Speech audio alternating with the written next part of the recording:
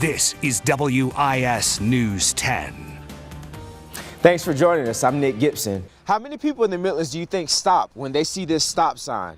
I put it to the test, and I also rode this bus. Cecil Tillis Center, where many ABC residents are just coming out to get help from the Columbia Housing Authority. As you can see right behind me on this table, there are clothes and also men's coats as well that's located inside of this box.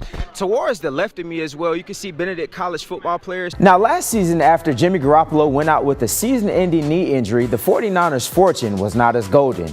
But with the second overall pick, that will change. Defensive tackle Quinnen Williams out of Alabama has a championship pedigree. As you can see right behind me, it's actually pretty windy and also pretty cloudy. Last season, the Gamecocks finished 9-4 and second in the SEC East. As far as the offense is concerned, the Gamecocks are pretty stacked. I spoke with two Chapin residents who said they would have to tell potential homeowners that their child will not be zoned for this district.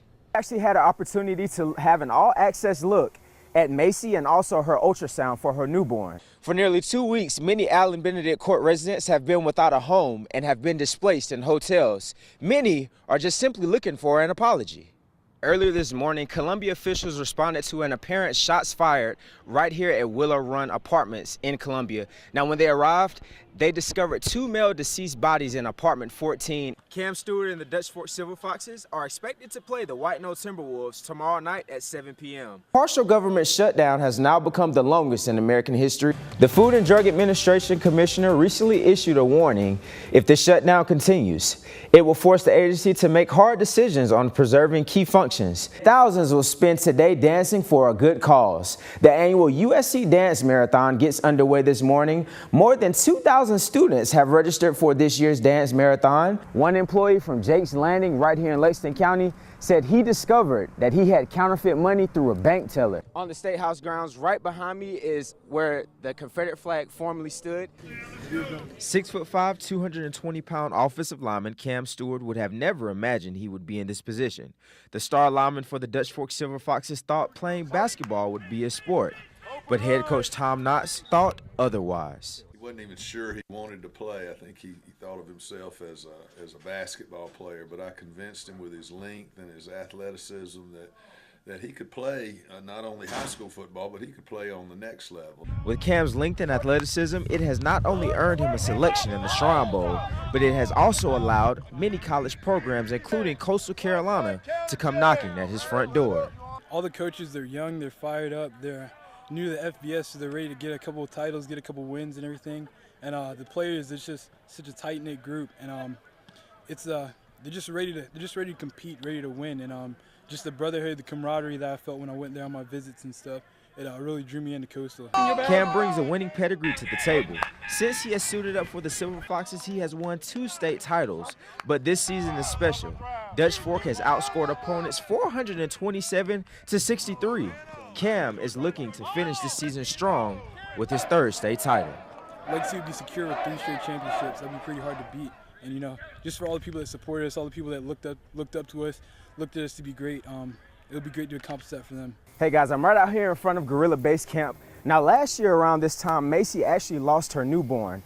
Actually, Gorilla handlers are looking forward and holding their breath for this moment as she is now pregnant. With just a pop of a clicker and a couple of peanuts, Macy allows her handler to perform an ultrasound. We try to do these ultrasounds once or twice a week so that we can follow the baby's development and follow how it's positioned and hopefully give us a better window of about when she's ready to give birth. Inside Gorilla Base Camp, keepers and vets are cautiously hopeful that this outcome will be different than the last. After last time, Macy lost her infant. Obviously, it was a very sad time, I think, for keepers and the troop. Out of respect for the troop, we allowed them to have a grieving process, and it was all based on the troop, so as much time as they needed. Macy really cared for that baby, and she did have the baby for a few days, and she took care of it. Expectations are high, but keepers say Macy will make the best mom. She's a very loving, nurturing individual. She takes care of the other females in the troop. Obviously, with Macy's last experience last year, she was very nurturing with the baby. So I have full confidence that she'll be a great mom. Right back here live at Riverbank Zoo. Now, keepers and also veterinarians say that Macy is expecting to give birth later on this fall. From Riverbank Zoo, Nick Gibson, WIS News 10. Seeing something like this in my neighborhood is really bad. I really didn't expect this. Those were the words from Raymond Newton, who lives in Willow Run Apartments. Columbia police say they found 2 men shot to death inside of Unit 14 on Thursday morning. We had several officers respond to 511 Alcott Drive. This is the Willow Run apartment complex for a shooting investigation. We arrived on scene and officers entered one of the apartment units and discovered 2 males deceased. Mark Jeffries, who is the uncle of one of the victims, says he was surprised this even happened. I mean, like this right here, yeah, it been some shooting out in the air or something like that, but no killing, really, so they're kind of surprising to us. As the investigation continues, many community members are trying to look past this event. Hope that that this doesn't happen again.